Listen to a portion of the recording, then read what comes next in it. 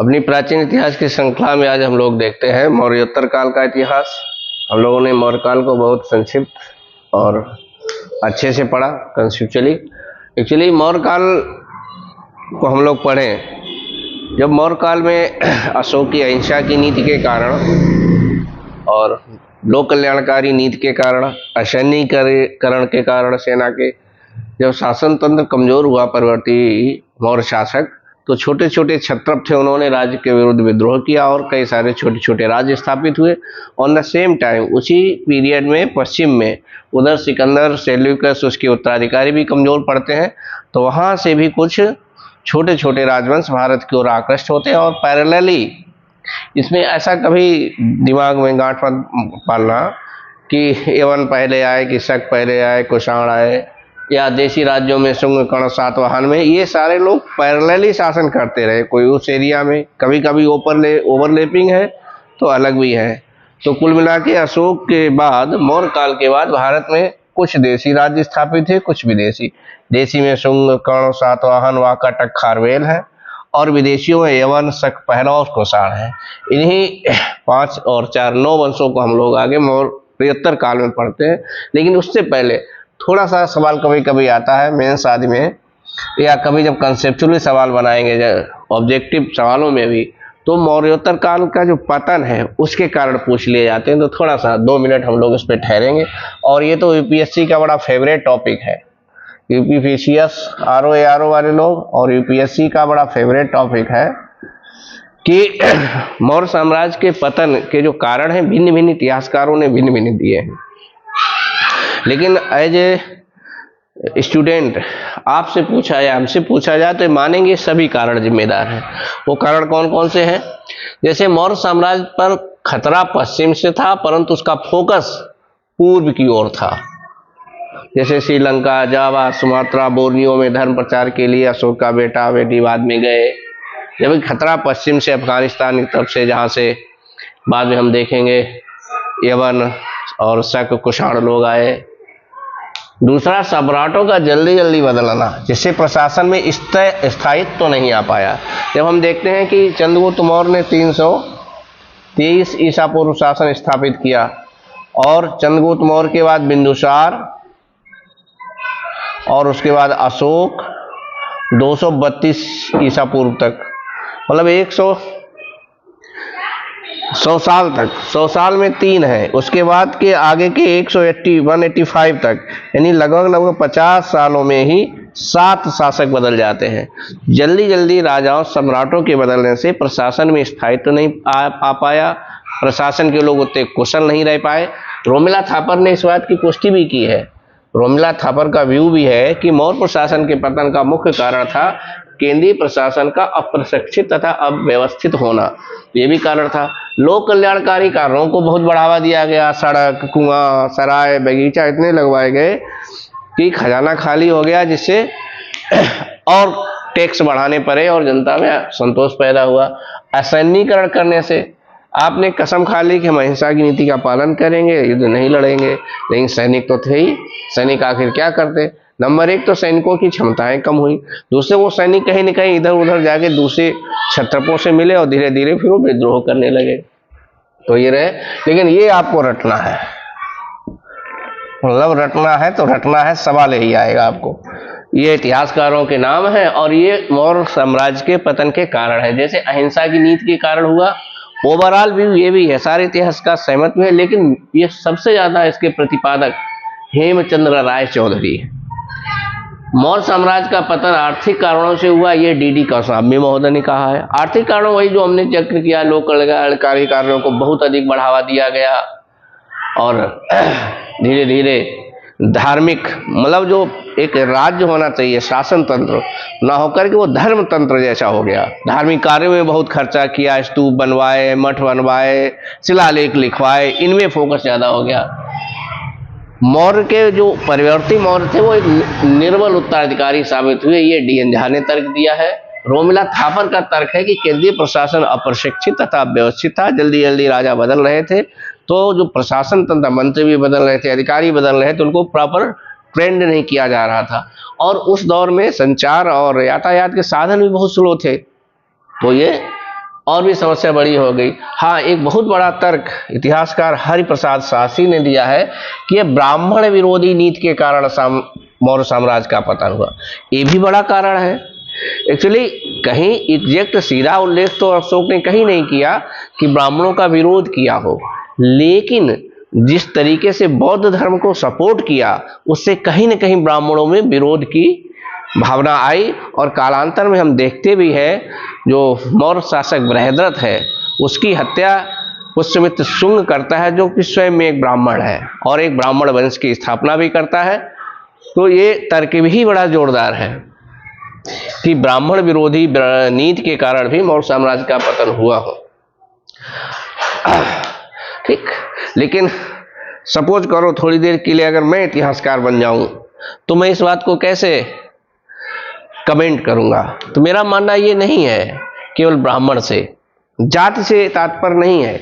Actually है क्या, जब शासन सत्ता में किसी भी समाज में किसी भी राष्ट्र में एक इंटेलेक्चुअल वर्ग है और लगातार आप उसे नीति निर्माण में शामिल नहीं कर पा रहे हैं तो जाहिर सी बात है कहीं ना कहीं विरोध होगा ही।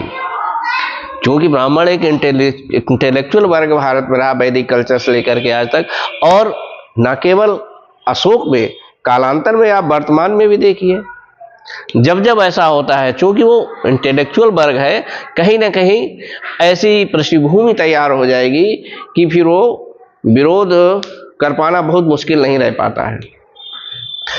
तो कोई इंटेलेक्चुअल वर्ग होगा, बात ये नहीं है ब्राह्मण था या कौन था, जब उसको आप शासन सत्ता में भागीदारी नहीं देंगे तो समस्याएं पैदा होंगी ही होंगी, और संभवतः ऐसी वहां भी रही होंगी। ठीक, तो ये आप थोड़ा सा इतिहासकारों नाम लिख के याद कर लेना। इसके बाद चलिए हम लोग देखते हैं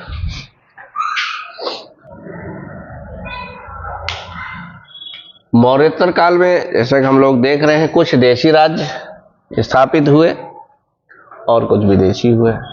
देशियों में है शुंग, कर्ण, सातवाहन, वाकाटक तथा खारवेल। ढेर सारा सवाल आता है इस टेबल से। शुंग वंश की स्थापना किसने की? पुष्यमित्र शुंग ने। कर्ण की स्थापना वासुदेव कर्ण ने।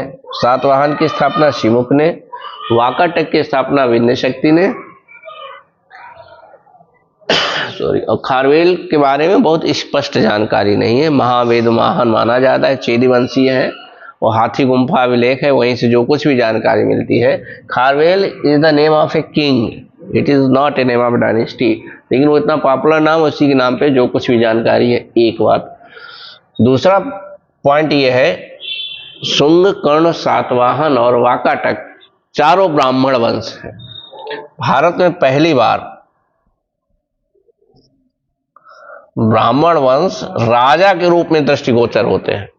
तो पहला ब्राह्मण वंश जिसने शासन संभाला वो शुंग वंश है।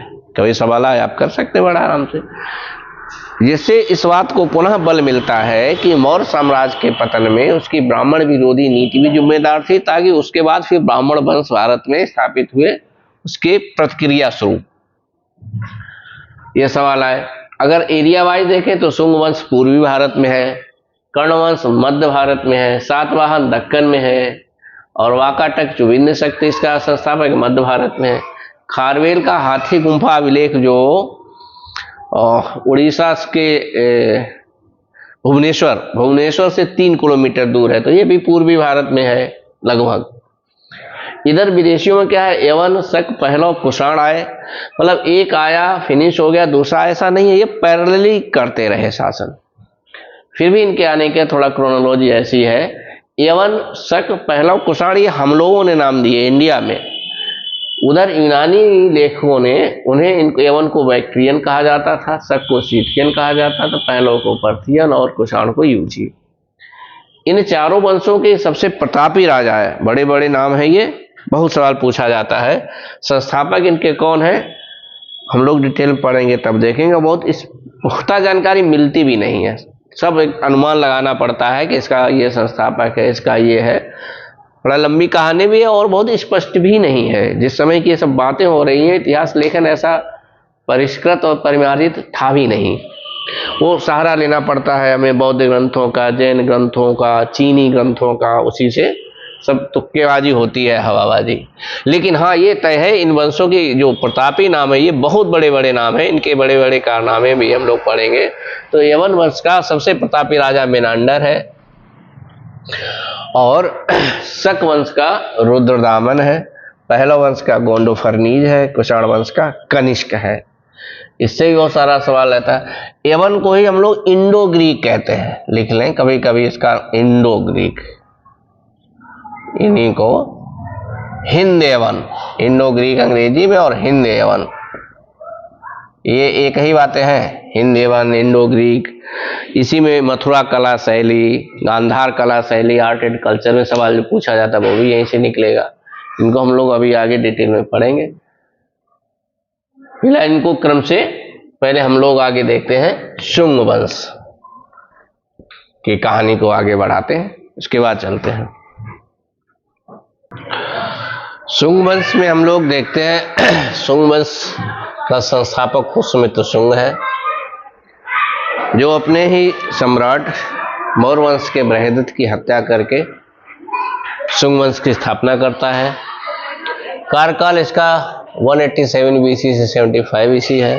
राजधानी विदिशा मध्य प्रदेश बनाया, जिसे बेसनगर भी कहा जाता था। इंटरेस्टिंग बात यह है कि इतिहास में पहली बार ब्राह्मण वंश स्थापित हो रहा है।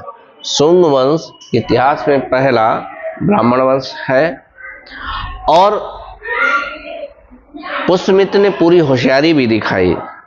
पुष्यमित्र ने सम्राट की उपाधि धारण न करके सेनापति की पदवी ही बनाए रखी, परंतु शासन का पूरा संचालन किया।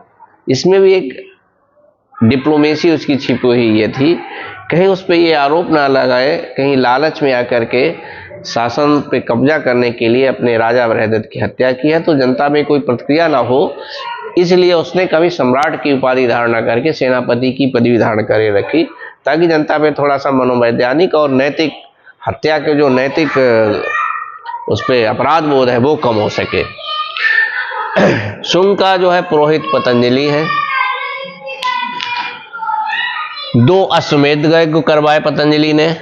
प्रथम ब्राह्मण राज्य स्थापित करने का श्रेय दिया जाता है, बड़ा पॉइंट है, ध्यान रखें। मनु ने मनुस्मृति लिखी, जो हिंदू धर्म की सामाजिक विधि व्यवस्था पर लिखा गया ग्रंथ है। उसके बाद पुष्यमित्र के बाद अग्निमित्र होता है इस वंश का अगला शासक। कालिदास इसके समकालीन थे। कालिदास ने जो मालविकाग्निमित्रम नाटक लिखा है, उसमें जो मालविका और अग्निमित्र में यही अग्निमित्र है। मालविका राजकुमारी है कौशाम्बी की, और अग्निमित्र ये शुंग वंश के राजकुमार है। इन दोनों की प्रणय कथा का वर्णन है। इसके बाद अगला शासक होता है वसुमित्र। वसुमित्र ने एवं सेनापति मेनांडर को हराया। सिंधु नदी के तट पे पूछा जाता है बहुत बार। इसके बाद अगला हुआ भागवत तथा भागवत। भागवत के समय में ही यूनानी दार्शनिक हेलियोडोरस भारत आया, जिसने भागवत धर्म स्वीकार किया, तथा विदिशा में एक गरुड़ ध्वज स्थापित किया। विदिशा या बेसनगर में नोट करने वाला पॉइंट है कि भारत का पहला शिला स्तंभ है जो ब्राह्मण धर्म को समर्पित है। सवाल पूछा जाता है क्योंकि पहली घटना है, इसलिए जरूर इसको ध्यान रखें। कहा जाता है हेलियोडोरस आया था यहाँ पे अपने धर्म का प्रचार करने, लेकिन हो गया उल्टा। वो हिंदू धर्म या भागवत धर्म से इतना प्रभावित हुआ कि ब्राह्मण धर्म खुद स्वीकार किया और गरुड़ स्तंभ भी स्थापित किया विदिशा में। शुंग वंश का अंतिम शासक देवहूति है, जिसकी हत्या उसका ही प्रधानमंत्री वासुदेव कर्ण कर देता है, और एक कर्ण वंश की स्थापना होती है 75 ईसा पूर्व। इस वंश का अंतिम शासक सुशर्मा है। बहुत उपलब्धियां नहीं है इसकी। सुशर्मा की हत्या सिमुक कर देता है और एक सातवाहन वंश, एक नए वंश की स्थापना करता है। इस प्रकार से सिमुक सातवाहन का संस्थापक है, जिन्हें आंध्र जातीय या आंध्रभृत्य भी कहा जाता है सातवाहनों को। उसके बाद इसका भाई कृष्ण राजा बनता है। कृष्ण के बाद सातकर्णी फर्स्ट बनता है। सातकर्णी फर्स्ट ने 2 अश्वमेध यज्ञ करवाए, 1 राजसूय यज्ञ करवाया। प्रतिष्ठान या पैठण को, जो महाराष्ट्र में है आज की तारीख में, अपनी राजधानी बनाई। सम्राट की उपाधि धारण की उसके बाद इसके बीच में 17 शासक हुए। कहा जाता है कि 17 शासक हुए हैं, लेकिन उनकी बहुत पुख्ता जानकारी नहीं है और बहुत उपलब्धियां भी नहीं है। सातकर्णी फर्स्ट के बाद जो मुख्य प्रमुख प्रोमिनेंट राजा हुआ इस सातवाहन में वो राजा हाल है। गाथा सप्तशती की रचना राजा हाल ने की, जो श्रृंगार रस की रचना है। लंका के शासक की पुत्री लीलावती से विवाह किया। राजा हाल उन राजाओं में से माने जाते हैं जो वीर योद्धा के होने साथ साथ कवि, लेखक तथा विद्वान भी हुए। इतिहास में ऐसे बहुत कम शासक हैं और उनसे बहुत सवाल बनता है, इसलिए हमारे लिए बड़ा इंटरेस्ट का पॉइंट है। ध्यान रखें, राजा हाल की रचना क्या है? गाथा सप्तशती। गाथा सप्तशती किसकी रचना है? श्रृंगार रस की। ठीक, इसके बाद गौतमी पुत्र सातकर्णी हुए, तो माना जाता है सातवाहन वंश का सबसे प्रतापी राजा है। इनको संक्षेप में हम लोग GPS कहते हैं, गौतमी पुत्र सातकर्णी। इसने नहपान, शकों के राजा नहपान को पराजित किया, बड़ा शासक है, तथा वेणकटक की उपाधि धारण की। नागार्जुन गौतमी पुत्र सातकर्णी के समकालीन थे। ये नागार्जुन कौन है? नागार्जुन शून्यवाद के संस्थापक है, बौद्ध विद्वान है। गौतमी पुत्र सातकर्णी ने जो उपाधियां धारण की उनमें अद्वितीय ब्राह्मण, वेदों का आश्रय, चातुर्वर्ण संरक्षक। ध्यान रखना, ये उपाधियां बहुत पूछी जाती हैं। सातवाहन वंश का अंतिम शासक यज्ञ श्री सातकर्णी हुआ। इसके बाद सातवाहन वंश यहाँ पे फिनिश होता है और इसके बाद हम लोग कल देखेंगे वाकाटक और उसके बाद खारवेल पे आएंगे। तो आज इतना ही। बने रहिए हमारे साथ ऐसे ही बहुत कम समय में। खास बात यह है कि आप इसको स्क्रीनशॉट भी ले सकते हैं, मैं थोड़ा सा हट रहा हूँ। इतने कम समय में इतना कंसेप्चुअल फैक्ट पूरे यूट्यूब में आपको ढूंढना मुश्किल है, इसलिए थोड़ा इसको शेयर सब्सक्राइब भी करते रहिए और उसको नोट्स बना सकते हैं। हाँ, एक बात जरूर ध्यान रखिए, दुनिया का कोई भी टीचर, चाहे वो बाजीराव का हो चाहे वो किसी गांव गली का हो, कभी किताब नहीं हो सकता और न कभी नोट्स हो सकता। और दुनिया के कोई नोट्स आपके नोट्स नहीं हो सकते। आप जो नोट्स बनाएंगे उसमें आपकी इमोशंस शामिल होती हैं, आपकी मेहनत शामिल होती है। एक एक अक्षर, एक एक मात्रा, एक एक लाइन जब आप खींचते हैं तो वो अचेतन मस्तिष्क में सेट होती हैं चीज़ें, जो समय आने पे रिकॉल होती हैं एग्जाम में। इसलिए कुछ भी पढ़िए, इससे आप, मैं तो बहुत डिटेल में आपको लिखा रहा हूँ, आप इससे शॉर्ट नोट्स अपने तैयार करते रहिए थोड़ा छोटा। ये जो कंटेंट आपको मिल रहा है, इसके कितने स्रोत हैं, चाहो तो आप इसको सर्च कर लो। इसको लिए मैंने प्राचीन भारत की झांसी माली, आज आए गया मन में, सामान्यतः लोग बताते नहीं कहां से आपके लिए कंटेंट। झांसी माली प्राचीन भारत की बहुत पॉपुलर राइटर, उनकी किताब है प्राचीन भारत की। प्राचीन भारत पे राम शरण शर्मा की किताब है, उसको सहारा लिया है। और राम शरण शर्मा की ही NCERT प्राचीन भारत पे ही प्राचीन भारत में राम शरण शर्मा की 2 किताबें, एक प्राचीन भारत करके अलग से आती है और एक NCERT प्राचीन भारत, वो भी राम शरण शर्मा की लिखी हुई है। झांसी माली, इन तीनों किताबों का थोड़ा बहुत इग्नू का है, थोड़ा बहुत इग्नू का है, और बाकी इन 4 स्रोत हैं ये सब कंटेंट के, इसलिए बहुत हल्के बना लें इसको। अच्छे से शॉर्ट नोट आप बनाते जाइए। कोई प्रॉब्लम हो तो आप फोन भी कर सकते हैं, दिया रहता है डिस्क्रिप्शन में, ना हो तो मैं फिर लिखे दे रहा हूं। लेकिन फोन करने का समय है आपके पास 10 से 2 के बीच ही करिए, 10 AM से 2 PM, इन्हीं 4 घंटों में आप फोन कर सकते हैं। कभी भी कोई डाउट हो तो आप कॉल भी कर सकते हैं। बाकी मिलते हैं अगले वीडियो में। बहुत बहुत धन्यवाद।